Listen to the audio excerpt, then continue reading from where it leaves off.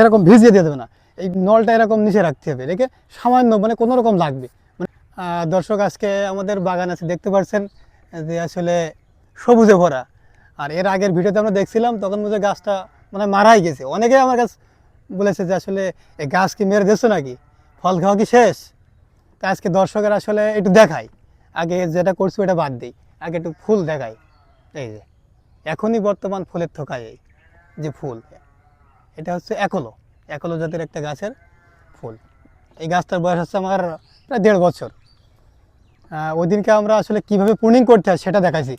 আর আজকে দেখাবো যে এই ফুলের ঝোপা থেকে ফুলের ঝোপা কীভাবে বড় করার পদ্ধতি।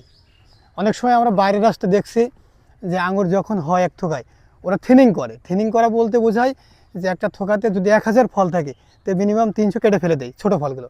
আর এটা দেওয়ার ফলে ওই ফলগুলো আর হচ্ছেই করা লাগবে না, মানে কেটে ফেলা লাগবে না। ঝোপাটা লম্বা হবে, ফল থেকে যাবে, তখন ফলগুলো পাতলা দেখা যাবে, ঝোপা লম্বা বড় হবে। আর এটা হচ্ছে দিতে হবে আসলে গাছ থেকে ফুল যখন পরিপূর্ণ বের হয়ে যাবে গাছ থেকে, যেমন এই ফুলটা দেখাই, মানে ওইটা না, আমি কাছের থেকে দেখাই যে এই ফুলটা ছোটো ফুল, এই যে ছোটো ফুল, এইগুলোই না দেওয়াটাই ভালো। হ্যাঁ, কিন্তু এটাই দেওয়া যাবে। এই যে এই ধরনের ফুল যেগুলো বের হয়ে গেছে, যে ফুলগুলো যে এরকম বড় হয়ে গেছে, এই ফুলগুলোই ব্যবহার করা যাবে।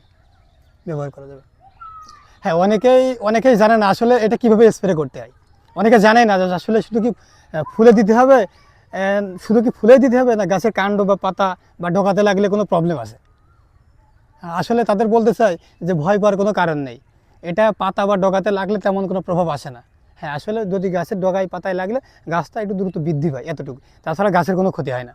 আমি আসলে নিজেও জানতাম না যে আসলে যে শুধু ফুলে দেবো কীভাবে, ভাবছি আসলে ফুলে দেবো কীভাবে দেওয়ার। আসলে আমি আরেকজনের কাছে আরেক বাগানের কাছে আমি ফোন দিয়েছিলাম, উনি বললো যে আমি মানে একটা গাছ বা অন্য কিছু ধরে আস্তে আস্তে করে স্প্রে করতে।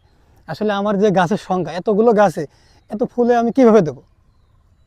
তখন আমি আসলে আরেকজন অভিজ্ঞ চাষির কাছে আমি ফোন দিই, মানে যিনি এই বিষয়ে অভিজ্ঞতা, যে আগে উনি ব্যবহার করেছে, জানে।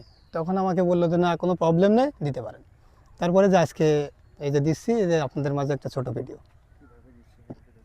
এই যে এই ফুলগুলোতে মানে স্প্রে অন্য গাছে যেরকম আমরা গাছ ভিজে দিয়ে এইভাবে এরকম ভিজিয়ে দিয়ে দেবে না, এই নলটা এরকম নিচে রাখতে হবে, রেখে সামান্য মানে কোনো রকম লাগবে, মানে খুব বেশি ভিজানো যাবে না। এই যে এইভাবে নিচের থেকে এইভাবে একদম সরাসরি ফুলে এরকম ধরা যাবে না, মানে উপরের থেকে যেটা পানিটা বের হচ্ছে, মানে এটা বাতাসটা যেন কম থাকে, ফুলে যেন ডাইরেক্ট আঘাত না করে, সামান্য এইভাবে দিতে হবে। এই যে এটা আমি গাছে দিচ্ছি না, জাস্ট বোঝানোর ক্ষেত্রে।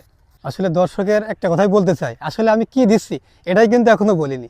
এটা আসলে প্রশ্ন থেকে যেতে পারে, আসলে প্রশ্ন রাখবো না, এটা ক্লিয়ারই করে দেবো। এটা হচ্ছে এসিআই কোম্পানির পাওয়ার বা GA3 জিব্রলিক অ্যাসিড, যেটাই বলুক একই নাম। আর এটা দেওয়ার হচ্ছে পরিমাণটা হবে মিনিমাম 50 লিটার পানিতে 10 গ্রাম, মানে আমার যতটুকু লাগবে ততটুকু আমি হিসাব করে দেব। প্রতি একটা ট্যাবলেটে 10 মিলিগ্রাম ওষুধ থাকে, ওখান থেকে আমি 50 থেকে 60, মানে 50-এর কম না হয়, 50-60-এর মাঝামাঝি থাকবে।